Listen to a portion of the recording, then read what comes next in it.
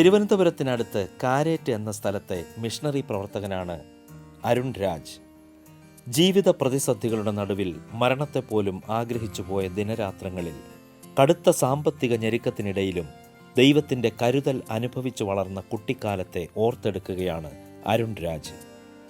6 മാസത്തോളം നീണ്ട ശാരീരിക പ്രയാസങ്ങളിൽ വേദനയോടെ കഴിച്ചുകൂട്ടിയ പല രാത്രികളിലും നിരാശയുടെ നീർക്കയത്തിലായിരുന്ന അരുണിൻ്റെ ജീവിതത്തിൽ ആശ്വാസദായകനായ യേശുവിൻ്റെ അത്ഭുത സൗഖ്യം അനുഭവിച്ചറിയാൻ കഴിഞ്ഞത് മഹാഭാഗ്യമായി അരുൺ കരുതുന്നു. ആത്മഹത്യയുടെ വക്കിൽ നിന്നപ്പോൾ ഇമ്പമായി കാതുകളിൽ പതിച്ച ദൈവശബ്ദം ഈ വ്യക്തിയെ രൂപാന്തരത്തിലേക്ക് നയിച്ച അനുഭവമാണ് സാക്ഷ്യകൂടാരത്തിൻ്റെ ഇന്നത്തെ അധ്യായത്തിൽ നമ്മോട് പങ്കുവയ്ക്കുന്നത്.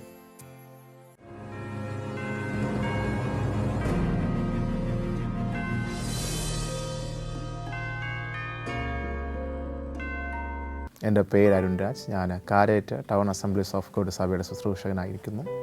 വീട്ടിൽ ഭാര്യയും ഒരു തലമുറയും ഉണ്ട്. അനുഭവങ്ങൾ ഒത്തിരി പറയാനുണ്ടെങ്കിലും ചുരുക്കം വാക്കുകളിൽ ചില കാര്യങ്ങൾ പറയാൻ കർത്താവ് അനുവദിക്കുന്നതിനായി ദൈവത്തെ സ്തുതിക്കുന്നു, സ്തോത്രം ചെയ്യുന്നു. 1995 ഓഗസ്റ്റ് മാസം 22-ാം തീയതിയാണ് പേരൂർക്കട ഗവൺമെൻറ് ഹോസ്പിറ്റലിൻ്റെ മാതാവ് എനിക്ക് ജന്മം തരുന്നത്. എൻ്റെ ജനനസമയത്ത് വീട്ടുകാർ അല്ലെങ്കിൽ ഞാൻ എൻ്റെ ഹൃദയത്തോട് പറഞ്ഞ് നാട്ടുകാർ പറഞ്ഞ് പഠിച്ചിരുന്ന ചില കാര്യങ്ങളുണ്ട്. ഒന്ന്, ജനിച്ച സമയത്ത് തന്നെ മാതാവിൻ്റെ പിതാവ്, എൻ്റെ മാതാവിൻ്റെ അമ്മയുടെ പിതാവ് ലോകത്ത് നിന്ന് മാറ്റപ്പെട്ടു. അത് നിമിത്തം ദേശക്കാരെല്ലാം ഒരു ശാപം പിടിച്ച തലമുറയാണ് എന്ന് ചിന്തിച്ച് അങ്ങനെ മുന്നോട്ട് പോയ ദിവസങ്ങൾ. എന്നാൽ ചില ദിവസങ്ങൾ അങ്ങോട്ട് കഴിയുമ്പോൾ ജന്മം തന്ന പിതാവും ഞങ്ങളെ ഉപേക്ഷിച്ച് കടന്നുപോയി. അത് നിമിത്തം ഇനി എന്ത് എന്നൊരു ചോദ്യം മുമ്പിലേക്ക് നോക്കുന്ന സമയം, ഇനി ജീവിതത്തിൽ എന്തായിത്തീരും, എങ്ങനെയാണ് ഈ തലമുറ വളരുന്നതെന്ന് ലോകവും ബന്ധുക്കളും സഹോദരങ്ങളും കൂട്ടുകാരെല്ലാം ചിന്തിക്കുന്ന സമയത്തായിരുന്നു ജനനസമയങ്ങൾ മുഴുവൻ തന്നെയും. മുമ്പോട്ട് ചിന്തിക്കുമ്പോൾ മാതാവിന് ഒരു തലമുറ കൂടെ ഉണ്ട്, എനിക്കൊരു സഹോദരൻ കൂടെ ഉണ്ട്. 2 മക്കളെയും വളർത്തുക എന്നുള്ളത് വലിയധികം ബുദ്ധിമുട്ടുകൾ നിറഞ്ഞ സാഹചര്യം തന്നെ ആയിരിക്കണം. മാതാവ് പറഞ്ഞ ഇപ്രകാരമാണ്, ഞങ്ങൾക്ക് പറഞ്ഞ അറിവുള്ളത് ഇങ്ങനെയാണ്: 2 തലമുറകളെയും ചേർത്ത് പിടിച്ച് മരണത്തെ കാത്തിരുന്ന സമയങ്ങൾ, മരിക്കാൻ വേണ്ടി ആഗ്രഹിച്ച രാത്രികൾ. ഏതോ ഒരു രാത്രിയിൽ 2 തലമുറകളെയും കയ്യിൽ പിടിച്ച് മരിക്കാമെന്ന ആഗ്രഹത്തോടു കൂടെ ഒരു കിണറിൻ്റെ അടുക്കിലേക്ക് നടന്നു പോയ ഒരു മാതാവിൻ്റെ ചിത്രം പല പ്രാവശ്യം അമ്മ പറഞ്ഞ് കേട്ടിട്ടുള്ളത് ഇന്നും ഓർമ്മയിലുണ്ട്. മുമ്പോട്ട് ചിന്തിക്കുമ്പോൾ വന്ന വഴികളൊന്നും തന്നെ സന്തോഷത്തിൻ്റെ ആയിരുന്നില്ല എന്ന് വേണം ഏകദേശം പറയുവാൻ വേണ്ടിയിട്ട്. ഓരോ ദിവസം കടന്നു പോകുമ്പോഴും മരണം ആഗ്രഹിക്കുന്നൊരു മാതാവ്, അതിൻ്റെ കൂടെ 2 തലമുറകൾ, കഴിക്കാൻ ആഹാരമില്ലാത്ത അവസ്ഥകൾ, ജീവിതത്തിൻ്റെ പല മേഖലയിൽ കൂടെ കടന്നു പോകുന്നു. എന്നാൽ അമ്മയുടെ പിതാവ് 2 കുഞ്ഞുങ്ങളെയും എൻ്റെ മാതാവിനെയും ചേർത്ത് അവരുടെ ഭവനത്തിലേക്ക് കൊണ്ടുപോയി. അവിടെയും സന്തോഷകരമായ അവസ്ഥകൾ തന്നെ ആയിരുന്നു എന്ന് വേണം ചിന്തിക്കാൻ, പറയാൻ. ഓരോ ദിവസങ്ങളും സന്തോഷത്തിൻ്റെ തന്നെ ആയിരുന്നു അമ്മയുടെ പിതാവിനോടൊപ്പം ചേർന്നുള്ള ദിവസങ്ങൾ. വലിയ സാമ്പത്തിക ഭദ്രതയുള്ളൊരു കുടുംബമൊന്നും ആയിരുന്നില്ല. എന്നിരുന്നാൽ പോലും കിട്ടുന്ന വരുമാനത്തിൽ സന്തോഷത്തോടു കൂടെ ജീവിച്ച ഒരു കുടുംബം. ഞാൻ, എൻ്റെ സഹോദരൻ, എൻ്റെ അമ്മ, അമ്മയുടെ പപ്പ, അമ്മയുടെ മാതാവ്, 5 പേരടങ്ങുന്ന ഒരു സന്തോഷകരമായ കുടുംബം. ഓർമ്മയിൽ നിന്നും സന്തോഷിക്കാനുള്ളത് മാത്രമേ ആ കുടുംബത്തിനകത്ത് ഞങ്ങൾക്ക് കിട്ടിയിട്ടുള്ളൂ. എല്ലാ ദിവസങ്ങളിലെയും പ്രാർത്ഥനകളും ആരാധനകളും, സഭയിലെ ആരാധനകളും പ്രാർത്ഥനകളൊക്കെ ആയിട്ട് സന്തോഷത്തോടുകൂടെ കടന്നു പോകുന്ന ദിവസങ്ങൾ. തുച്ഛമായ വരുമാനത്തിൽ സന്തോഷത്തോടുകൂടെ ജീവിക്കുന്ന നല്ലൊരു കുടുംബം എന്ന് ഇന്നും ഓർക്കുമ്പോൾ വളരെയധികം സന്തോഷം അതിനകത്തുണ്ട്. എല്ലാ ദിവസവും രാവിലെ അമ്മയുടെ പിതാവ് ജോലിക്ക് പോകുന്ന ഒരു രംഗം ഞങ്ങൾക്ക് കാണാൻ വേണ്ടി പറ്റും. വലിയ ഒരു ഉപജീവന മാർഗ്ഗമൊന്നും ഇല്ലാത്ത ആ സാഹചര്യത്തിൽ ഏകദേശം 1998-2000 ആ സമയത്തൊക്കെ ഒത്തിരി വരുമാനമൊന്നും ഇല്ലാതെ മുന്നോട്ട് കടന്നു പോകുമ്പോഴും തുച്ഛമായ കൂലിപ്പണിക്ക് വേണ്ടിയിട്ട് പ്രിയ പിതാവ് കടന്നു പോകുന്നത് ഇന്നും ഓർമ്മയിലുണ്ട്. ആ പിതാവ് കടന്നു ചെല്ലുന്നു. ഉച്ചയ്ക്കൊക്കെ അമ്മയോടൊപ്പം ആഹാരം കൊടുക്കാൻ വേണ്ടിയിട്ടൊക്കെ പോകുന്നത് ഇന്ന് എനിക്ക് ഓർക്കാൻ വേണ്ടി പറ്റും. അമ്മയോടൊപ്പം അപ്പച്ചന് വേണ്ടിയിട്ട് ആഹാരമൊക്കെ ആയിട്ട് കൊണ്ടുപോകുമ്പോൾ പലപ്പോഴും അപ്പച്ചൻ ആഹാരം കഴിച്ചിരുന്നില്ല എന്നുള്ളത് ഞാൻ ശ്രദ്ധിച്ചിട്ടുണ്ട്. ആ ആഹാരമൊക്കെ കഴിക്കാതെ അല്പമൊക്കെ മാറ്റി വെച്ച് കുഞ്ഞിന് കൊടുത്തേക്ക് എന്ന് പറഞ്ഞിട്ടുള്ളത് ഇന്നും ഓർമ്മയിലുണ്ട്. ആദ്യമായിട്ട് നല്ല വസ്ത്രമൊക്കെ മേടിച്ചെന്ന പ്രിയ അപ്പച്ചനായിരുന്നു. അപ്പച്ചന് ഓണക്കാലത്തൊക്കെ കൃഷിയൊക്കെ കഴിഞ്ഞ് അതിൻ്റെ വിളവൊക്കെ എടുത്ത് അതിനെ ചന്തയിൽ കൊണ്ടുപോയി വിറ്റിട്ട് പോകുമ്പോൾ അദ്ദേഹത്തിൻ്റെ ഈ ഓലയുടെ ഇല കൊണ്ട്, ഓലക്കാലും കൊണ്ട് നമ്മുടെ അളവൊക്കെ എടുത്തേച്ചും പോകും. പോയേച്ചും വരുമ്പോൾ നല്ല ഡ്രസ്സൊക്കെ മേടിച്ചുകൊണ്ട് വന്ന് ഒത്തിരി സന്തോഷത്തോടുകൂടെ കഴിഞ്ഞു പോകുന്ന ദിവസങ്ങളായിരുന്നു. അതിനിടയ്ക്ക് എപ്പോഴും ആയിരുന്നു ജീവിതത്തിനകത്ത് ശരീരം മുഴുവൻ വ്രണങ്ങളാൽ നിറയുന്ന ഒരവസ്ഥ. ശരീരം മുഴുവൻ ഒരു കാലഘട്ടം സ്കൂളിൽ പഠിക്കുന്ന സമയങ്ങളിൽ ഏകദേശം 6 മാസത്തോളം ശരീരം അവിടങ്ങളിലായിട്ട് ചൊറിഞ്ഞ് പൊട്ടാൻ തുടങ്ങുന്നു. ശരീരം പഴുക്കാൻ തുടങ്ങുന്നു. പിന്നത്തേതിൽ ശരീരം മുഴുവൻ മുറിവുകളാൽ നിറയുന്നു. അത് മാറാത്ത ഒരു ദിവസങ്ങളിലേക്ക് ഒരു 6 മാസത്തോളം നീണ്ടു നിൽക്കുന്നൊരവസ്ഥ. ശരീരം മുഴുവൻ വ്രണങ്ങൾ കൊണ്ട് നിറഞ്ഞു, പഴുപ്പും ദുർഗന്ധവുമായിട്ടുള്ള അവസ്ഥകളിലേക്ക് കടന്നു പോകുന്നു. പലപ്പോഴും ആ ദിവസങ്ങളിൽ വസ്ത്രം ഇടാൻ കഴിയത്തില്ല.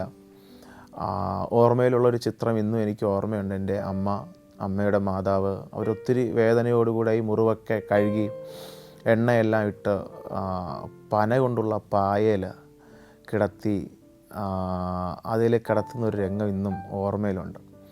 എങ്ങാനും ഒരു രാത്രിയിൽ ഒരു ഷീറ്റ്, എങ്ങാനും ഒരു പുതപ്പോ, ഒരു തണുപ്പിന് വേണ്ടിയിട്ട് തണുപ്പിനെ പ്രതിരോധിക്കാൻ എന്തെങ്കിലും ഒരു ഷീറ്റ് എടുത്ത് ശരീരത്തേക്ക് ഇട്ട് കഴിഞ്ഞാൽ ശരീരത്തിൽ ഈ എണ്ണയും അതുപോലെ ഈ മുറിവുകളും ഒട്ടിപ്പിടിച്ച് തിരികെ എടുക്കാൻ പറ്റാത്തൊരവസ്ഥയിലേക്ക് ആയിപ്പോകും. അതുകൊണ്ട് എപ്പോഴും ഈ പന ഓല കൊണ്ട് നിർമ്മിച്ച ഈ പായിൽ തന്നെ കിടത്തുന്ന ഒരവസ്ഥ. പലപ്പോഴും ജീവിതത്തിനകത്ത് അന്ന് മരണത്തെ ആഗ്രഹിച്ച സമയങ്ങളുണ്ടായിരുന്നു. പലപ്പോഴും ദൈവത്തോട് ചോദിച്ചിട്ടുണ്ട്, കർത്താവേ, ഇങ്ങനെ വേദനിപ്പിക്കാതെ പ്രാണനൊന്നും എടുക്കാൻ കഴിഞ്ഞിരുന്നെങ്കിൽ സന്തോഷമായിരുന്നു എന്ന് ചിന്തിച്ചിട്ടുള്ള സമയങ്ങളുണ്ടായിരുന്നു. അതിനകത്ത് എപ്പോഴൊക്കെയോ പലപ്പോഴും ദൈവസന്നിധിയിൽ പ്രാർത്ഥിക്കുമായിരുന്നു, ഇതെന്തുകൊണ്ട് എൻ്റെ ജീവിതത്തിനകത്ത് മാത്രം ഇത്രയും കഷ്ടത? ഒരു ഭാഗത്ത് ദേശം മുഴുവൻ ശാപം പിടിച്ച ജീവിതമാണെന്ന് പറയുന്നു, ഒരു ഭാഗത്ത് അപ്പനില്ലാത്തവൻ എന്നുള്ള പേര് വിളിക്കുന്നു, ഒരു ഭാഗത്ത് ഇങ്ങനെ വ്രണങ്ങളാൽ നിറഞ്ഞൊരു ശരീരമായിട്ട് ശപിക്കപ്പെട്ടൊരു ജന്മമായി പോയോ എന്നൊരു ചിന്ത ജീവിതത്തിനകത്ത് പലപ്പോഴും കടന്നു വരുന്നുണ്ട്. പലപ്പോഴും രാത്രികളിൽ മാതാവിൻ്റെ കണ്ണുനീര് കണ്ട് ഉണർന്ന ദിവസങ്ങളുണ്ട്. പലപ്പോഴും പലരുടെയും കുത്തുവാക്ക് പറഞ്ഞ് ശാപം പിടിച്ച ജീവിതമാണ്, വളർത്താൻ കഴിയാത്ത ഒരു കുഞ്ഞാണെന്നൊക്കെ പറഞ്ഞ് ഒറ്റപ്പെടുത്തി മാറ്റി നിൽക്കുന്ന ഒരവസ്ഥയിലേക്ക് കൊണ്ടുപോകുന്നതൊക്കെ പലപ്പോഴും ചിന്തയിൽ നിറഞ്ഞു നിൽപ്പുണ്ടിരുന്നു. ഈ ഷീറ്റെല്ലാം ഇങ്ങനെ ശരീരത്തിലേക്ക് വീണു. അതിനെ തിരിച്ചെടുക്കുമ്പോൾ പലപ്പോഴും ശരീരം മുഴുവൻ പറഞ്ഞു പോരുന്നൊരു വേദന പലപ്പോഴും അനുഭവിച്ചതെന്നും ഓർമ്മയിലുണ്ട്. അതിനകത്ത് എൻ്റെ മാതാവ് പറഞ്ഞു കേട്ട ഒരു ഭാഗം ഇപ്രകാരം ഒളിഞ്ഞിരിക്കുന്നു. രാത്രിയിൽ ഈ ശരീരം ഇങ്ങനെ അഴുകിയ ശരീരം അല്ലെങ്കിൽ ദുർഗന്ധം വമിക്കുന്ന പഴുപ്പ് നിറഞ്ഞ ശരീരം തേടി ശവം തിന്നുന്ന ഉറുമ്പുകൾ തേടി വരാറുണ്ട് എന്ന് മാതാവ് പറഞ്ഞിട്ടുണ്ട്. പലപ്പോഴും രാത്രിയിൽ ഉറങ്ങാതെ കാത്തിരുന്ന് വിളക്കിൻ്റെ വെളിച്ചത്തിൽ, അന്നിൽ ഈ വലിയ മല ദേശത്തൊന്നും ഒത്തിരി ഇലക്ട്രിസിറ്റി ഒന്നും വന്നതായിട്ടുള്ള അവസ്ഥയല്ല. അന്ന് ഈ വിളക്കിൻ്റെ വെളിച്ചത്തിൽ മാതാവ് ഉറങ്ങാതെ കാത്തിരുന്ന് ഈ ഉറുമ്പുകളൊക്കെ ഇങ്ങനെ മാറ്റുന്ന ഒരനുഭവം അമ്മ പറഞ്ഞു കേട്ടിട്ടുണ്ട്. അതിനകത്ത് ഒത്തിരി ആ ഒരു 9ാം ക്ലാസ് വരെയും 1 മുതൽ 9ാം ക്ലാസ് വരെയും ആ ഒരു ദിവസങ്ങളൊക്കെ വേദനയുടെ രാത്രികളും ആ അവസ്ഥയൊക്കെ ഇന്നും മുമ്പിൽ നന്നായിട്ട് തെളിഞ്ഞു നിൽക്കുന്നതായിട്ട് കാണാൻ വേണ്ടിയിട്ട് കഴിയും. മുമ്പോട്ട് ചിന്തിക്കുമ്പോൾ 9ാം ക്ലാസ്സിലാണ് ഒരു ദിവസം ഞായറാഴ്ച പള്ളിയിലെ ഒരു പ്രാർത്ഥനയിൽ എൻ്റെ പാസ്റ്റർ ജസ്റ്റസ് അവർകൾ പ്രസംഗിക്കുമ്പോൾ നയമാൻ്റെ കുഷ്ഠരോഗം മാറ്റിയ ഒരു ദൈവത്തെ പറ്റിയിട്ട് പറയുന്നുണ്ട്. അദ്ദേഹം 7 പ്രാവശ്യം നൈൽ നദിയിലെ വെള്ളത്തിൽ മുങ്ങി, അതിനുശേഷം ശരീരം പൂർണ്ണ വിടുതൽ പ്രാപിച്ചു എന്ന് പറയുന്നത് 9ാം ക്ലാസ്സിൽ പഠിക്കുമ്പോഴാണ് ആ പ്രസംഗം ഞാൻ വ്യക്തമായിട്ട് കേൾക്കുന്നത്. അതെന്നോട് സംസാരിക്കാൻ തുടങ്ങി. ഞാൻ ദൈവത്തോട് ചോദിച്ചു, കർത്താവേ, അങ്ങനെയെങ്കിൽ എൻ്റെ രോഗവും മാറ്റാൻ നിന്നെക്കൊണ്ട് കഴിയത്തില്ലയോ? ഇങ്ങനെ 6 മാസം അതാ സ്കൂളിൽ പോകാൻ കഴിയുന്നില്ല, നല്ല സുഹൃത്തുക്കളില്ല, ടീച്ചേഴ്സുമായിട്ട് എനിക്കും ഒരു സൗഹൃദവും ഇല്ല, പഠിക്കാനൊരു കഴിവില്ല, എൻ്റെ ഈ അസുഖം ഒന്ന് കൊള്ളായിരുന്നല്ലോ എന്നൊരു ചിന്ത അന്ന് ദൈവസന്നിധിയിൽ ഞാൻ പ്രാർത്ഥിച്ചു. അന്ന് ദൈവസന്നിധിയിൽ ഏൽപ്പിച്ചു കൊടുത്ത്, കർത്താവ് എന്നെയും സൗഖ്യമാക്കണം. എന്നാൽ അതിനുശേഷം ആ അസുഖം എൻ്റെ ശരീരത്ത് വന്നിട്ടില്ല എന്നുള്ളതായിരുന്നു സത്യമായിട്ടുള്ള കാര്യം. അന്ന് ദൈവം ആ ഞായറാഴ്ച പ്രാർത്ഥനയിൽ എന്നെ വിടുവിച്ചു എന്നുള്ളതായിരുന്നു സത്യമായിട്ടുള്ള കാര്യം. മുമ്പോട്ട് കടന്നു പോകുമ്പോൾ 9ാം ക്ലാസ് കഴിഞ്ഞ് 10ാം ക്ലാസ്സിൽ ഒരിക്കലും പഠനത്തിലൊരു മികവ് പുലർത്താൻ കഴിഞ്ഞിരുന്നില്ല. 1 മുതൽ 9ാം ക്ലാസ് വരെയും പഠിക്കാൻ വേണ്ടി സ്കൂളിൽ പോയിരുന്നില്ല. 6 മാസത്തോളം വീട്ടിൽ ആയിരുന്നു. അതിനുശേഷം സ്കൂളിലേക്ക് കടന്നു പോകുന്ന ചില 6 മാസങ്ങളോ 5 മാസങ്ങളോ ഒന്നും സ്കൂളിൽ നേരാവണ്ണം ഒരു വിദ്യാഭ്യാസത്തിലോട്ടോ നല്ലൊരു ബുദ്ധിയുള്ളൊരു കുഞ്ഞായിട്ടോ ആരും കണ്ടിരുന്നില്ല. എന്തൊക്കെയോ ഡിഫിക്കൽറ്റീസ് ഉള്ളൊരു തലമുറ, പഠിക്കാൻ വലിയ കഴിവൊന്നുമില്ല, എല്ലാ രീതിയിലും ഒരു ഭാഗത്തേക്ക് മാറ്റി നിർത്തിയിരിക്കുന്ന ഒരു കുഞ്ഞ്.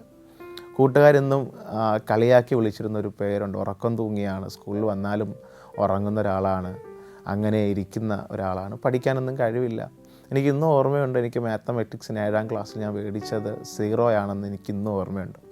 10ാം ക്ലാസ്സിലേക്ക് എൻ്റെ അമ്മയെ എൻ്റെ സ്കൂൾ ടീച്ചർ, ഇന്ന് ഉഴമലക്കൽ HNSS സ്കൂളിൻ്റെ പ്രിൻസിപ്പളായിരിക്കുന്ന ലില്ലി ടീച്ചർ, അദ്ദേഹം വിളിച്ചിട്ട് എൻ്റെ അമ്മയോട് പറഞ്ഞത് പ്രകാരമാണ്, ഇവനൊരിക്കലും പഠിക്കാൻ കഴിയത്തില്ല, SLC പാസ്സാകാൻ കഴിയത്തില്ല, നിങ്ങൾ ഒരു കാര്യം ചെയ്യണം, IED സർട്ടിഫിക്കറ്റ് മേടിക്കണം, മന്ദബുദ്ധിയെന്ന് തെളിയിക്കുന്ന ഒരു സർട്ടിഫിക്കറ്റ് മേടിച്ചാൽ ഇവന് SLCയിൽ ഇച്ചിരി ഗ്രേസ് മാർക്ക് കിട്ടും, ജയിക്കാൻ വേണ്ടി കഴിയും എന്ന് ചിന്തിച്ചു. എന്നാൽ വീട്ടിലേക്ക് വരുമ്പോൾ അതിൻ്റെ കാര്യങ്ങളായിരിക്കും എൻ്റെ അമ്മ തീരുമാനിക്കുന്നത് എന്നാണ് ഞാൻ ചിന്തിച്ചത്. എന്നാൽ മാതാവ് അന്ന് എൻ്റെ കയ്യിലേക്ക് എടുത്തുന്നൊരു ബൈബിളായിരുന്നു. ബൈബിൾ എടുത്തേച്ചും പറഞ്ഞടാ, ഇതിനേക്കാൾ വലിയ വിദ്യാഭ്യാസമോ ഇതിനേക്കാൾ വലിയ അറിവൊന്നും ഉണ്ടെന്ന് എനിക്കറിയത്തില്ല, പക്ഷേ ഇത് വായിച്ചേച്ച് നീ ഒന്ന് പഠിച്ചു നോക്ക്, ഇത് വായിച്ചൊന്ന് പ്രാർത്ഥിച്ചേച്ച് പഠിക്കുക, എന്തായാലും മന്ദബുദ്ധി എന്നൊരു സർട്ടിഫിക്കറ്റ് മേടിച്ചിട്ട് 10ാം ക്ലാസ് ജയിച്ചു വരേണ്ട ആവശ്യം നമുക്കില്ല എന്ന് പറഞ്ഞു. അന്നും ഇതുപോലെ ദൈവത്തോട് പ്രാർത്ഥിച്ച, കർത്താവെ നല്ലൊരു വിജയം വേണം, നന്നായിട്ട് പഠിക്കാൻ ഒരു കഴിവ് തരണം, ഇത് SLC ഒന്ന് പാസ്സാകണം എന്നൊരാഗ്രഹം ഉണ്ടായിരുന്നു. മാതാവിനെയും അമ്മയുടെ അപ്പനെയും അമ്മേനെയും സഹോദരങ്ങളെയൊക്കെ നന്നായിട്ട് നോക്കണം എന്നൊരാഗ്രഹം. അങ്ങനെ പ്രാർത്ഥിച്ചു. SLC എക്സാമൊക്കെ എഴുതാൻ വേണ്ടി പോയി. അതിശയം എന്ന് വേണമെങ്കിൽ പറയാം, ദൈവം അവിടെയും നല്ലൊരു വിജയം തന്നു. അതിനകത്ത് നല്ല മാർക്കോടെ പാസ്സായി. അവിടെ നിന്ന് +1 +2 വിദ്യാഭ്യാസ കാലഘട്ടം, അത് എന്നെ സംബന്ധിച്ചിടത്തോളം എൻ്റെ ജീവിതത്തിനകത്തൊരു ഇരുണ്ട കാലം എന്ന് വേണമെങ്കിൽ ഞാൻ പറയാറുണ്ട്. പലപ്പോഴും എന്നെ അറിയുന്നവരോട് ഞാൻ പറയുന്നതാണ്, 2 വർഷം ഞാൻ മറക്കാൻ ആഗ്രഹിക്കുന്ന വർഷങ്ങളാണ്. ദൈവസന്നിധി വിട്ട് ഒത്തിരി അകന്നു പോയ സമയങ്ങൾ, പ്രാർത്ഥനകളില്ലാത്ത ദിവസങ്ങൾ, ആലയവുമായിട്ട് മാറി നിന്ന സമയങ്ങളൊക്കെ ആയിരുന്നു ആ 2 വർഷം. ഒത്തിരി കൂട്ടുകാർ, ഒത്തിരി സൗഹൃദ വലയത്തിനകത്തായി. പലപ്പോഴും ക്ലാസ്സുകൾ അറ്റൻഡ് ചെയ്യാൻ പറ്റാതെ പഠിച്ച സ്കൂളിൽ നിന്ന് സസ്പെൻഷനൊക്കെ മേടിച്ച് അവിടെ എക്സാം എഴുതാൻ വേണ്ടി മാത്രം വന്നാൽ മതി എന്നൊക്കെ പറഞ്ഞ് മാറി നിന്ന സമയങ്ങൾ. ജീവിതം ഉത്സാഹത്തിൻ്റെതാണ്, പൈസ ഉണ്ടെങ്കിൽ മാത്രമേ ജീവിതം ആഘോഷിക്കാൻ പറ്റത്തുള്ളൂ എന്ന് ചിന്തിച്ച് കിട്ടുന്ന ജോലിയൊക്കെ അന്ന് ചെയ്ത് സാമ്പത്തികം ഉണ്ടാക്കി കൂട്ടുകാരോട് ചേർന്ന് സന്തോഷത്തോടുകൂടെ പൈസ അടിച്ചു പൊളിച്ച് കളഞ്ഞ സമയങ്ങളായിരുന്നു അതൊക്കെ. ആ 2 വർഷത്തിലും ദൈവമായിട്ടൊരു ബന്ധവും ഒരു പ്രാർത്ഥനയോ ഒരു ആരാധനയോ വെച്ച് പുലർത്താൻ വേണ്ടി കഴിഞ്ഞിരുന്നില്ല. എന്നാൽ 2013 ഡിസംബർ മാസം 14-ാം തീയതി രാത്രിയിൽ എൻ്റെ ഒരു സുഹൃത്ത് മരണപ്പെട്ടു. അതിനുശേഷം ജീവിതത്തിനകത്ത് ഒത്തിരി കഷ്ടതകൾ, പാപത്തിൻ്റെ ഭാരം, പല കാര്യാദികൾ കൂടെ ജീവിതം കടന്നു പോയപ്പോൾ 2013 ഡിസംബർ മാസം 14-ാം തീയതി രാത്രി ഞാനൊരു വെള്ള പേപ്പറിൽ ഇപ്രകാരം എഴുതി വെച്ചു, എനിക്ക് ഈ ലോകത്ത് ജീവിക്കാൻ താല്പര്യമില്ല, എന്നെ സ്നേഹിക്കാൻ, ഈ ലോകത്ത് എന്നെ സ്നേഹിക്കാൻ, എന്നെ മനസ്സിലാക്കാൻ ആരുമില്ല, അതുകൊണ്ട് അരുൺ എന്നൊരു ജീവിതത്തിന് ഇന്ന് ഞാൻ ഫുൾ സ്റ്റോപ്പ് ഇടുന്നു, എൻ്റെ മരണത്തിന് ഇനി ആരും ഉത്തരവാദിയല്ല എന്ന് പറഞ്ഞ് ഒരു പിടി കയറും കയ്യിൽ കരുതിയിട്ട് ഞാനിരിക്കുന്ന എൻ്റെ റൂമിലേക്ക് ഒന്ന് ചാരി അല്പനേരം വീഴുന്നു. ഞാൻ എന്നോട് പറഞ്ഞ്, എൻ്റെ ഹൃദയത്തെ പറഞ്ഞ് വിശ്വസിപ്പിച്ചു, അല്പസമയം കഴിയുമ്പോൾ ഈ ലോകത്ത് നീ മാറ്റപ്പെടും, നിന്നെ അറിയുന്നവർ, ചിലപ്പോൾ നിൻ്റെ മാതാവും നിൻ്റെ കുടുംബക്കാരും ചില ദിവസങ്ങൾ കരയുമായിരിക്കും, അത് കഴിയുമ്പോൾ എല്ലാം മാറും, എല്ലാം പഴയതുപോലെ ആവും, നിന്നെ ഈ ലോകത്തിന് ആവശ്യമില്ല എന്നൊരു ചിന്ത എൻ്റെ ഹൃദയത്തെ പറഞ്ഞുറപ്പിച്ചു. ആ 5 മിനിറ്റിനകത്ത് ഞാൻ ഇതുവരെ അറിഞ്ഞിട്ടില്ലാത്ത, അന്ന് വരെ ഞാൻ അറിഞ്ഞിട്ടില്ലാത്ത ഒരു ദൈവ സാന്നിധ്യം ഞാൻ അന്ന് മനസ്സിലാക്കാൻ തുടങ്ങി. ആരോ എന്നോട് സംസാരിക്കാൻ തുടങ്ങി. ആ ശബ്ദം എന്നോട് ഇപ്രകാരം ചോദിച്ചു, മോനെ, ഇന്ന് നീ മരിച്ചു കഴിഞ്ഞാൽ സ്വർഗത്തായിരിക്കോ നരകത്തായിരിക്കോ പോകുന്നത്? ഞാൻ ചിന്തിക്കാൻ തുടങ്ങി, എങ്ങോട്ടായിരിക്കും എൻ്റെ യാത്ര? എൻ്റെ ആത്മാവ് എന്നുള്ളതുണ്ടല്ലോ, ആത്മാവ് എങ്ങോട്ടായിരിക്കും പോകുന്നത്? സ്വർഗവും നരകവും ഉണ്ട്, പാസ്റ്റർമാർ പറഞ്ഞു കേട്ടിരിക്കുന്നു, സൺഡേ സ്കൂളുകൾ ക്രമമായിട്ട് പഠിച്ചതിലും സ്വർഗവും നരകവും ഉണ്ടെന്ന് കേൾക്കുന്നു. എങ്ങോട്ടായിരിക്കും യാത്ര? ചിന്തിക്കാൻ തുടങ്ങി. ഞാൻ അപ്പോൾ ചിന്തിച്ചു, എന്തായാലും എൻ്റെ ഈ 2 വർഷത്തെ ജീവിതം വെച്ചൊരിക്കലും ഞാൻ സ്വർഗത്തിലേക്ക് പോകത്തില്ല എന്നുള്ള കാര്യം ഉറപ്പായി. നരകത്തിലേക്കായിരിക്കും എൻ്റെ പ്രാണൻ പോകുന്നതെന്ന് ചിന്തിച്ചു. അപ്പോൾ ഞാൻ ചിന്തിക്കാൻ തുടങ്ങി, പണ്ട് സൺഡേ ക്ലാസ്സിന് ടീച്ചേഴ്സ് പഠിപ്പിക്കുമ്പോൾ നരകത്തെക്കുറിച്ച് പഠിപ്പിച്ച ചിത്രം ഹൃദയത്തിനകത്ത് കിടപ്പുണ്ട്. അയ്യോ, അങ്ങോട്ടായിരിക്കുമോ ഞാൻ പോകുന്നത് എന്ന് ചിന്തിച്ചു. വീണ്ടും ഞാൻ ആ ശബ്ദത്തോട് ചോദിച്ചു, എന്തിനാ ജീവിക്കേണ്ട ഈ ലോകത്ത്? ആർക്ക് വേണ്ടിയിട്ടാണ് ജീവിക്കേണ്ടേ? ജന്മം തന്ന പിതാവിന് വേണ്ട, സ്നേഹിക്കാൻ വേണ്ടിയിട്ട് ആരുമില്ല, നല്ല കൂട്ടുകാരില്ല, നല്ല ഒരു മേഖലയിലല്ല ജീവിച്ച് വന്നത്. എന്തിനാ, ആർക്ക് വേണ്ടിയിട്ടാണ് ജീവിക്കേണ്ടേ? സോ അതോടുകൂടെ നിർത്താം, ഫുൾ സ്റ്റോപ്പ് ഇടാം എന്ന് ചിന്തിച്ചു. അപ്പോൾ ദൈവം വീണ്ടും ആ ശബ്ദം എന്നോട് ചോദിക്കുവാണ്, മോനെ, ആർക്കും വേണ്ട എന്ന് നീ പറഞ്ഞു, നിൻ്റെ ജീവിതം തകർന്നതാണെന്നും നീ പറഞ്ഞു, ആരും സ്നേഹിക്കാനില്ല എന്നും നീ പറഞ്ഞു, എന്നാൽ നിൻ്റെ ജീവിതം എൻ്റെ കയ്യിലോട്ടൊന്ന് ഏൽപ്പിക്കാൻ പറ്റുമോ എന്നൊരു ചോദ്യമുണ്ട്. ഞാൻ തിരിച്ചു ചോദിച്ചു, കർത്താവെ, എന്തോത്തിന് വേണ്ടിയിട്ടാണ് ഈ സംസാരിക്കുന്ന വ്യക്തി എൻ്റെ യേശു ആണെങ്കിൽ എന്തിനാണ് നിനക്ക് എൻ്റെ ജീവിതം ആവശ്യം? എന്നേക്കാൾ ശ്രേഷ്ഠന്മാരായ, ബുദ്ധിയുള്ള, നല്ല ജ്ഞാനികളായിട്ടുള്ള, നല്ല വാക്സാമർത്ഥ്യമുള്ള ഒത്തിരി പേര് ഈ ലോകത്തുണ്ടല്ലോ, എന്നെ എന്തിനാ? ദൈവം എന്നോട് തിരിച്ചു പറഞ്ഞ ഒറ്റ കാര്യം, എനിക്ക് നിന്നെ ആവശ്യമുണ്ട് എന്നുള്ളതായിരുന്നു. ഞാൻ ചിന്തിക്കാൻ തുടങ്ങി, വേറൊരു വ്യക്തിക്കും എന്നെക്കൊണ്ടൊരു ആവശ്യമുണ്ടെന്ന് ചിന്തിക്കുന്നില്ല. എൻ്റെ സഹോദരങ്ങൾക്കോ കൂട്ടുകാർക്കോ വേറെ ആർക്കും എന്നെക്കൊണ്ടൊരു ആവശ്യമില്ല. ആദ്യമായിട്ട് ഒരു വ്യക്തി, നിന്നെ എനിക്ക് ആവശ്യമുണ്ടെന്ന് പറയുന്നത്. എങ്കിൽ ഞാൻ ദൈവത്തോട് പറഞ്ഞു, കർത്താവേ, ഇന്നു മുതൽ ഞാൻ നിനക്ക് വേണ്ടി ജീവിക്കാം. ഞാൻ കഴിഞ്ഞ കാലങ്ങളിൽ അറിഞ്ഞതുപോലെ ഞാൻ നിന്നെപ്പറ്റി പറയാൻ തയ്യാറാണ്. ഞാൻ എൻ്റെ യേശുവിൻ്റെ സ്നേഹത്തെപ്പറ്റി എല്ലാവരോടും പറയാം. പക്ഷേ എനിക്ക് ഹൃദയത്തിൽ സമാധാനം വേണം, എനിക്ക് ഹൃദയത്തിൽ സന്തോഷം വേണം. ആ ദൈവം അന്ന് എനിക്ക് രാത്രി നല്ല ഉറക്കം തന്നു എന്നുള്ളതായിരുന്നു സത്യമായിട്ടുള്ള കാര്യം. മാസങ്ങൾക്ക് ശേഷം സുഖമായിട്ട് ഞാൻ കിടന്നുറങ്ങി. സന്തോഷത്തോടെ രാവിലെ എഴുന്നേറ്റു. ഞാൻ എൻ്റെ സ്കൂൾ കാര്യങ്ങളൊക്കെ കഴിഞ്ഞു. അതിലേക്ക് +2 എക്സാം ആയി വരുന്നു. അപ്പോൾ അന്ന് മുതൽ പിന്നെ ഒരു 3 മാസത്തോളമേ ഉള്ളൂ +2 എക്സാം വേണ്ടിയിട്ട്. ഞാൻ +2 എക്സാമിന് വേണ്ടിയിട്ട് പഠിക്കാൻ വേണ്ടി തുടങ്ങി. എനിക്കറിയാം എൻ്റെ കയ്യിൽ നോട്ട്സൊന്നുമില്ല. 2 വർഷം ഞാൻ ഉഴപ്പിയതിൻ്റെ എല്ലാ ലക്ഷണങ്ങളും കാണാനായിട്ടുണ്ട്. എന്തായി തീരുമെന്ന് എനിക്കറിയത്തില്ല. പക്ഷേ ഞാൻ ദൈവത്തോട് പറഞ്ഞു, കർത്താവേ, നിനക്ക് വേണ്ടി ഞാൻ പൂർണ്ണമായിട്ട് ഏൽപ്പിച്ചു തന്നു, ഞാൻ നിനക്ക് വേണ്ടി സമർപ്പിച്ചു.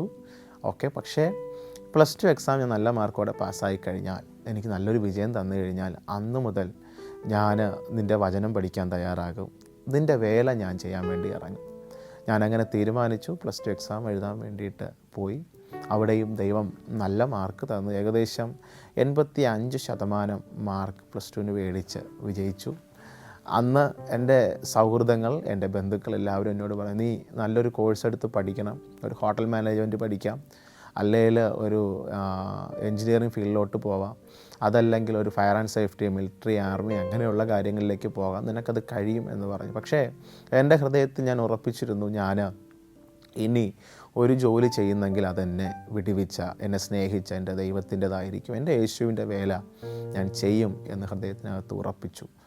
അങ്ങനെ ഞാൻ എൻ്റെ ആഗ്രഹങ്ങളൊക്കെ എൻ്റെ സഭാ പാസ്റ്ററോട് ഞാൻ അറിയിച്ചു, അദ്ദേഹത്തോടും എൻ്റെ കുടുംബക്കാരോടും ഞാൻ അറിയിച്ചു. അന്ന് വലിയ അറിവൊന്നും ഇല്ലാത്ത സമയത്ത് എങ്ങനെയാണിത് പഠിക്കേണ്ടത്, എങ്ങനെയാണ് ഏത് ബൈബിൾ കോളേജിൽ പഠിക്കണം എന്നൊന്നും അറിയാത്ത ആ സാഹചര്യത്തിലായിരുന്നു എൻ്റെ സഭയിലെ ദേവദാസൻ എനിക്ക് ബഥേൽ ബൈബിൾ കോളേജ് പരിചയപ്പെടുത്തി തരുന്നത്. അങ്ങനെയാണ് 2014 ഞാൻ ബഥേൽ ബൈബിൾ കോളേജിലേക്ക് പഠിക്കാൻ വേണ്ടിയിട്ട് കടന്നു വന്നത്. അവിടെ 2 തരത്തിലാണ് സ്റ്റുഡൻസിനെ അന്ന് തിരഞ്ഞെടുത്ത് വരുന്നത്. ഇപ്പോഴും അങ്ങനെയാണ് എന്നാണ് എൻ്റെ വിശ്വാസം.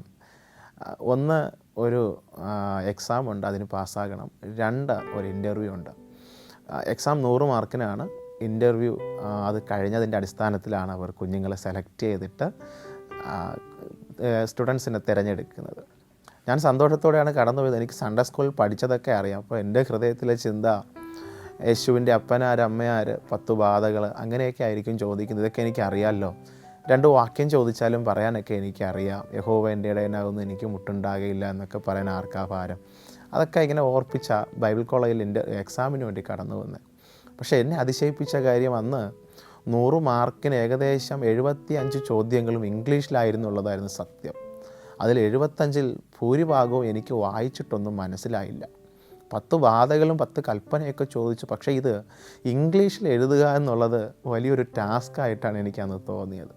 എനിക്കറിയാവുന്നതൊക്കെ ഞാൻ എഴുതി എന്നുള്ളതായിരുന്നു സത്യം. പക്ഷെ അന്ന് 100 മാർക്കിൻ്റെ എക്സാമിന് എനിക്ക് കിട്ടിയത് 3.5 മാർക്കാണ്. അപ്പോൾ ഇൻ്റർവ്യൂവിന് വേണ്ടി സാധാരണ ക്ഷണിക്കാറില്ല. അന്നത്തെ പ്രിൻസിപ്പൽ KJ മാത്യു സാറ് അദ്ദേഹം പാസ്റ്ററോടുള്ളൊരു സൗഹൃദത്തിൻ്റെ പേരിൽ എന്നെ ഇൻ്റർവ്യൂവിന് വേണ്ടി ക്ഷണിച്ചു. എന്നെ ഇൻ്റർവ്യൂവിന് വിളിക്കുമ്പോൾ ബാക്കിയുള്ള സ്റ്റുഡൻസിനെ എല്ലാം ഒറ്റയ്ക്ക് അങ്ങോട്ട് വിളിച്ചു. പക്ഷേ എൻ്റെ പാസ്റ്ററേയും കൂടെ ചേർത്ത് അകത്തേക്ക് വിളിച്ചു. അപ്പോൾ പാസ്റ്റർ അകത്തേക്ക് വന്നപ്പോൾ ഈ മാർക്ക് ലിസ്റ്റാണ് അവർ ആദ്യം കൊടുത്തത്. പാസ്റ്റർ 100 മാർക്കിന് 3.5 മാർക്കേ കിട്ടിയിട്ടുള്ളൂ. അതും മാർക്ക് ഇട്ട ആൾ കണ്ടിട്ട് ദയവ് തോന്നി ഇട്ടെന്നാണ് തോന്നുന്നത്. കാരണം ഇംഗ്ലീഷ് അറിയത്തില്ല, ഏറാവണ്ണം ഒന്നും എഴുതാൻ അറിയത്തില്ല, പിന്നെ എങ്ങനെയാണ് ഇവിടെ പഠിപ്പിക്കുന്നതെന്നൊരു ചോദ്യം ഉണ്ടായിരുന്നു. അപ്പോൾ എൻ്റെ ദൈവദാസൻ അദ്ദേഹത്തോട്, പ്രിൻസിപ്പലിനോട്, KJ മാത്യു സാറിനോട് പറഞ്ഞു, സാറേ ഒരു 6 മാസം നിന്ന് നോക്കട്ടെ, അത് കഴിഞ്ഞിട്ട് പറ്റിയില്ലെങ്കിൽ ഞാനങ്ങ് കൊണ്ടുപോയേക്കാം എന്ന് പറഞ്ഞു. ഓക്കെ, എന്നാലൊരു 6 മാസത്തെ ഒരു ടെസ്റ്റിംഗ് പീരീഡ് ആയിക്കോട്ടെ എന്ന് പറഞ്ഞാണ് ബഥേൽ ബൈബിൾ കോളേജ് 2014 അവർ അഡ്മിഷൻ തരുന്നത്. 6 മാസം കഴിഞ്ഞ് പറ്റിയില്ല, അവനെക്കൊണ്ട് പഠിക്കാൻ കഴിയത്തില്ലെങ്കിൽ വീട്ടിലേക്ക് പറഞ്ഞു വിടാം എന്നൊരു ചിന്തയിലായിരുന്നു പറഞ്ഞു വിട്ടത്. അന്ന് ദൈവദാസൻ ബഥേൽ ബൈബിൾ കോളേജിൻ്റെ ഗേറ്റിൻ്റെ ഫ്രണ്ടിൽ വെച്ച് എന്നോട് പറഞ്ഞത് ഇപ്രകാരമായിരുന്നു, മോനെ, ദൈവം അത്ഭുതം ചെയ്യും, നല്ലതുപോലെ നിനക്ക് പഠിക്കാൻ കഴിയും, നീ പ്രാർത്ഥിച്ചിട്ട് പഠിച്ചോ, ദൈവവചനം ഇല്ലയോ, നിനക്ക് പഠിക്കാൻ വേണ്ടി പറ്റും എന്ന് പറഞ്ഞ് ആശ്വസിപ്പിച്ചു. ചില ആഴ്ചകൾ കഴിഞ്ഞപ്പോൾ ബഥേൽ ബൈബിൾ കോളേജിലേക്ക് കൊണ്ടുചെന്നാക്കി അവിടെ പഠിക്കാൻ വേണ്ടി തുടങ്ങി. എന്നത്തെയും പോലെ ഭാരം ഇംഗ്ലീഷ് ലാംഗ്വേജ് ആയിരുന്നു. എനിക്ക് ടീച്ചേഴ്സ് പറയുന്നതെന്ന് എനിക്ക് മനസ്സിലാവുന്നില്ല. എനിക്ക് അവരോട് കമ്മ്യൂണിക്കേറ്റ് ചെയ്യാൻ ഇംഗ്ലീഷ് മാത്രമേ പറ്റത്തുള്ളൂ, മലയാളം അലൗഡല്ല. അപ്പോൾ ഈ 2 പ്രശ്നങ്ങളും വലിയ ഭാരം തന്നെയായിരുന്നു. പ്രാർത്ഥിക്കാൻ തുടങ്ങി. കഴിഞ്ഞ കാലങ്ങളിൽ 10ാം ക്ലാസ്സിലും +2-നൊക്കെ നല്ല വിജയം തന്നൊരു കർത്താവുണ്ട്. ആ ദൈവത്തിൻ്റെ വേലയാണ് ചെയ്യാൻ വേണ്ടി വന്നത്. ദൈവമേ, അത് പഠിക്കണം എന്നൊക്കെ പറഞ്ഞു. ഒത്തിരി അധ്വാനിക്കാൻ തുടങ്ങി അതിൻ്റെ പിന്നിൽ. ഒത്തിരി ടീച്ചേഴ്സ് അതിനുവേണ്ടി ഹെൽപ്പ് ചെയ്തു. 6 മാസം കഴിയുമ്പോൾ എല്ലാ വിഷയങ്ങളും പാസ്സായി അവിടെ കണ്ടിന്യൂ ചെയ്യാൻ പറ്റും എന്ന നിലവാരത്തിലേക്ക് കടന്നു വന്നു. 2014 മുതൽ 2017 വരെ ബഥേൽ ബൈബിൾ കോളേജിൽ വേദപഠനം അഭ്യസിച്ചു. അത് കഴിയുമ്പോൾ അടുത്തെന്താണ് എന്നൊരു ചോദ്യമാണ്. അപ്പോൾ ഞാൻ ഹൃദയത്തിൽ വീണ്ടും ഒരു ചിന്ത കടന്നു വന്നു. വീടിൻ്റെ പണികളൊന്നും ആയിട്ടില്ല, അമ്മയുണ്ട്, അപ്പച്ചനുണ്ട്, അമ്മച്ചിയുണ്ട്, അവരൊക്കെ പ്രായമായി വരുന്നു, അവരെ ഇനി ആരാ നോക്കുന്നതെന്നൊരു ചിന്ത വന്നു. ഞാൻ പുതിയൊരു വേലസ്ഥലം നോക്കണമോ അതോ അടുത്ത് പഠിക്കാൻ പോകണമോ അതോ ഒരു ഉപജീവന മാർഗത്തിന് വേണ്ടിയിട്ടുള്ള കോഴ്സുകൾ പഠിക്കണമോ എന്നൊരു ചിന്ത ഹൃദയത്തിനകത്ത് വരാൻ തുടങ്ങി.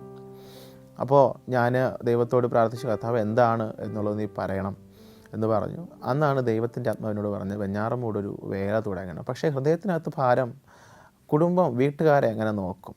എനിക്കിന്നും ഓർമ്മയുണ്ട്, 2017 ബൈബിൾ കോളേജിൽ പഠിച്ച് ഗ്രാജുവേഷൻ്റെ ഒരു 2 ആഴ്ചയ്ക്ക് പിറകിൽ ചേട്ടൻ ഒരു ഫോൺ വിളിച്ചിട്ടുണ്ട് രാത്രി.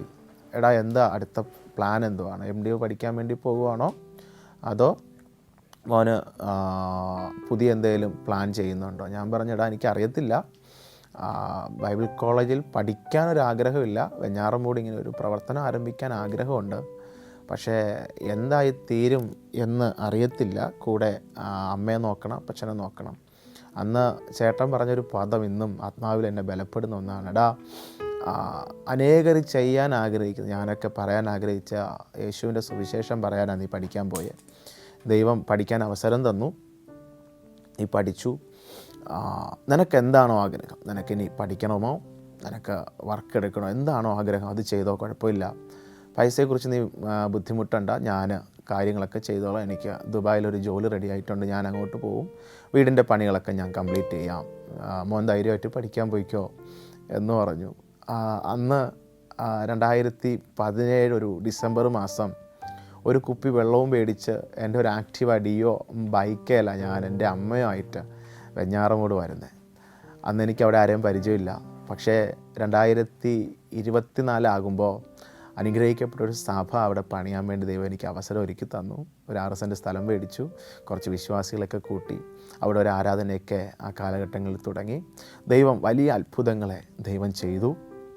ശേഷം 2023 ഡിസംബർ മാസം 24-ാം തീയതി വെഞ്ഞാറമൂട് സഭയിൽ നിന്ന് സെൻഡ് ഓഫൊക്കെ മേടിച്ച് കാരേറ്റ് ടൗൺ സഭയിൽ ചെന്ന് ശുശ്രൂഷിക്കാനും ദൈവം അവസരം ഒരുക്കി. അനേകം വേദികൾ ഇതിനോടകം ദൈവം തുറന്നു.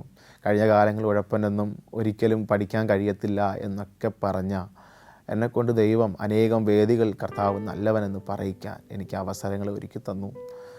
ഒത്തിരി ദൈവമക്കൾക്ക് വേണ്ടി പ്രാർത്ഥിക്കാൻ, ഒത്തിരി രോഗികൾക്ക് വേണ്ടി പ്രാർത്ഥിക്കാൻ, ഒത്തിരി കടഭാരം അനുഭവിക്കുന്നവർക്ക് വേണ്ടി പ്രാർത്ഥിക്കാൻ ദൈവം എനിക്ക് അവസരം ഒരുക്കി തന്നു. ഞാനെപ്പോഴും എൻ്റെ സാക്ഷ്യത്തോട് ചേർത്ത് പറയുന്നൊരു പദമുണ്ട്. ഒന്നുമല്ലാതെ വനാന്തരത്തിലായിരുന്ന ദാവീദിനെ വിളിച്ചു വേർതിരിച്ച് രാജസിംഹാസനം വരെ കൊണ്ടുവന്ന് ദൈവം പലപ്പോഴും ദാവീദിനോട് പറയുമായിരിക്കും, എനിക്കിങ്ങനെയും ചിലതൊക്കെ ചെയ്യാൻ വേണ്ടിയിട്ട് പറ്റും ദാവീദേ എന്ന് പറയും.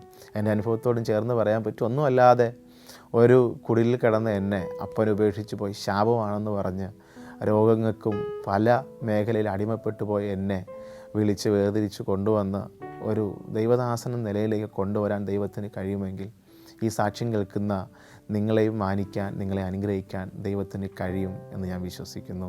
ദൈവം നമ്മെ അനുഗ്രഹിക്കട്ടെ.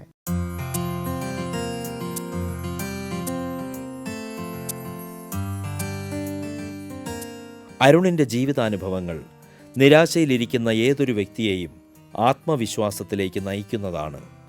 ക്രിസ്തുവിൻ്റെ പടയാളിയായി സുവിശേഷ പ്രവർത്തന രംഗത്ത് സജീവമായി പ്രവർത്തിക്കുന്ന അരുണിൻ്റെ ജീവിത കഥ നമുക്കേവർക്കും വിശ്വാസത്തിൻ്റെ ഉയർന്ന ദർശനത്തിന് കാരണമാകട്ടെ എന്ന് പ്രാർത്ഥിക്കാം.